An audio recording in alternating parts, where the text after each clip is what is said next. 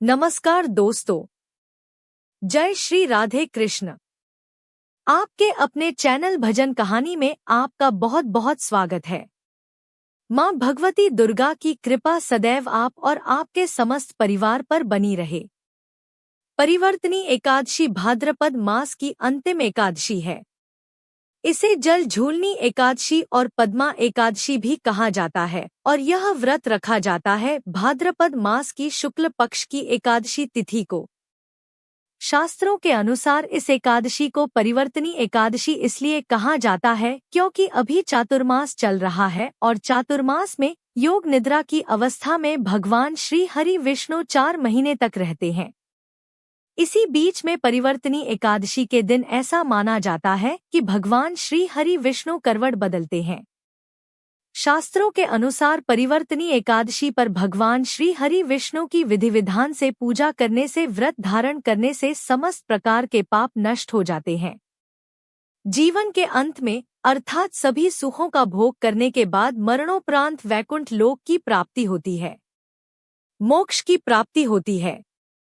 तो आज की वीडियो में आप जानेंगे कि साल 2025 में परिवर्तनी एकादशी कब है, एकादशी की तिथि कब प्रारंभ हो रही है, कब समाप्त हो रही है, व्रत हमें कब धारण करना है और पारण करने का यानी कि व्रत खोलने का शुभ मुहूर्त क्या है, और परिवर्तनी एकादशी पर भगवान श्री हरि विष्णु की पूजा किस प्रकार से करें, किन मंत्रों का जप करें, कौन सा उपाय करें, कौन सी वस्तुएं भगवान श्री हरि विष्णु को अर्पित करें जिससे कि इस व्रत का संपूर्ण फल हमें प्राप्त हो और जिस भी कामना से हम व्रत धारण कर रहे हैं या फिर बिना व्रत किए भी पूजा आराधना मात्र भी करते हैं तो वह हमारी कामना पूर्ण हो। इसके लिए आज विशेष क्या करना चाहिए।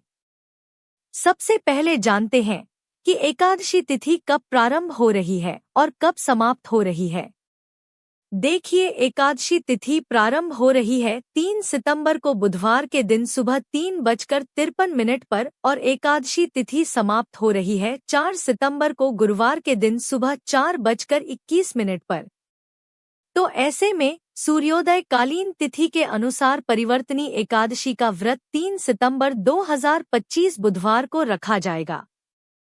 परिवर्तनी एकादशी के दिन अर्थात 3 सितंबर को 3 शुभ योगों का निर्माण हो रहा है, जैसे कि आयुष्मान योग, सौभाग्य योग और रवि योग। आयुष्मान योग प्रातः काल से लेकर शाम को 4:17 तक है और इसके बाद सौभाग्य योग बनेगा जो कि पूर्ण रात्रि तक है। रवि योग सुबह 6 बजे से रात्रि में 11:08 तक रहेगा। रवि योग में सूर्य देव का प्रभाव अधिक होता है, इसकी वजह से सभी प्रकार के जो दोष होते हैं मिट जाते हैं और इस दिन पूजा आराधना करने से, व्रत धारण करने से कई गुना पुण्य फलों की प्राप्ति होती है। पूर्वाषाढ़ा नक्षत्र प्रातः काल से लेकर रात्रि 11:08 तक है। उसके बाद उत्तराषाढ़ा नक्षत्र है। इस दिन ब्रह्मा मुहूर्त का समय है, सुबह 4:30 से सुबह 5:15 तक। यह स्नान करने के लिए या फिर पूजा आराधना करने के लिए सर्वोत्तम शुभ मुहूर्त है और बुधवार का दिन है तो अभिजीत मुहूर्त आपको इस दिन नहीं प्राप्त हो रहा है। बात करें राहु काल की तो राहु काल दोपहर में 12 बजे से दोपहर 1:30 तक रहेगा। राहु काल में कोई भी शुभ कार्य प्रारंभ नहीं करना है, लेकिन अगर आप पहले से कर रहे हैं तो बिल्कुल कर सकते हैं, कोई दोष नहीं लगता। एकादशी की सुबह की पूजा आप ब्रह्मा मुहूर्त में भी कर सकते हैं या फिर सुबह 6 बजे से सुबह 9:10 तक। यह सर्वोत्तम मुहूर्त है, अमृत सर्वोत्तम मुहूर्त है। इस समय में भगवान श्री हरि विष्णु की विधि विधान से पूजा करने से अमृत के समान पुण्य फलों की प्राप्ति होती है, जिसका पुण्य फल आपको जन्म जन्मांतर तक प्राप्त होता है। तो अपने अनुसार, अपने समय के अनुसार आप पूजा आराधना कर लीजिए। अच्छा, परिवर्तनी एकादशी के दिन भद्रा का साया भी लग रहा है। भद्रा का वास पाताल लोक में है और यह भद्रा काल प्रारंभ हो रहा है 3 सितंबर 2025 बुधवार के दिन शाम को 4:12 पर और भद्रा काल का समापन हो रहा है 4 सितंबर को सुबह 4:21 पर। तो भद्रा काल पाताल लोक की है, इसलिए आपको किसी भी प्रकार से परेशान होने की आवश्यकता नहीं है। इसका प्रभाव आपके लिए शुभ ही होगा। और अब जानते हैं कि अगर आप एकादशी का व्रत कर रहे हैं तो व्रत का पारण कब करें। देखिए, एकादशी व्रत का पारण 4 सितंबर को किया जाएगा। द्वादशी तिथि प्रारंभ हो रही है 4 सितंबर को सुबह 4:21 पर और द्वादशी तिथि का समापन 5 सितंबर 2025 को सुबह 4:08 पर होगा। और एकादशी व्रत का जब पारण करते हैं तो हरिवासर की समाप्ति के बाद ही करते हैं। तो हरिवासर की समाप्ति का समय 4 सितंबर 2025 को सुबह 10:18 पर होगा। तो इसलिए व्रत का पारण आप इसके बाद ही करेंगे। हरिवासर की समाप्ति के बाद यानी कि 4 सितंबर को सुबह 10:19 के बाद आप अपने व्रत का पारण कर सकते हैं। सुबह 10:19 से सुबह 11 बजे तक आप अपने व्रत का पारण कर सकते हैं। अगर किसी कारणवश इस समय में व्रत का पारण नहीं कर पाते हैं तो फिर 4 सितंबर को दोपहर में 1:36 से शाम को 4:07 तक आपको अपना व्रत खोलना है। ठीक है, तो प्रयास कीजिए सुबह जितनी जल्दी हो सके, मतलब 10:19 के बाद अपने व्रत का पारण कर लीजिए।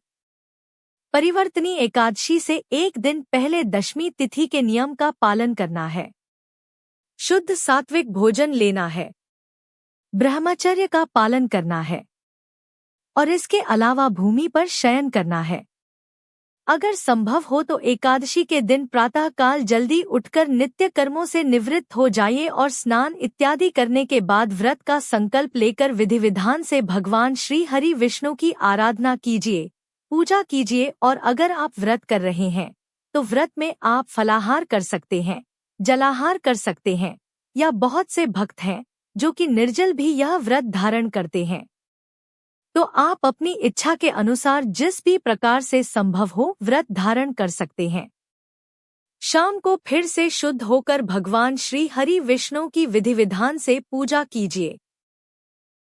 रात्रि में जागरण करने का बहुत महत्व है। एकादशी की रात्रि में जब हम जागरण करते हैं और अखंड दीप दान करके भगवान श्री हरि विष्णु की पूजा आराधना करके भजन कीर्तन करते हैं तो इससे व्रत का संपूर्ण फल हमें प्राप्त होता है और जिस भी कामना से व्रत धारण कर रहे हैं हमारी वह कामना निश्चित ही पूर्ण होती है। इसके बाद द्वादशी तिथि में ब्राह्मण को भोजन कराकर स्वयं भी शुद्ध और सात्विक भोजन लेकर अपने व्रत का पारण किया जाता है। तो दोस्तों, यह है आज की वीडियो। उम्मीद करती हूँ आपके लिए उपयोगी होगी। मिलती हूँ मैं आपसे अगली वीडियो में। तब तक के लिए जय श्री राधे कृष्ण। धन्यवाद।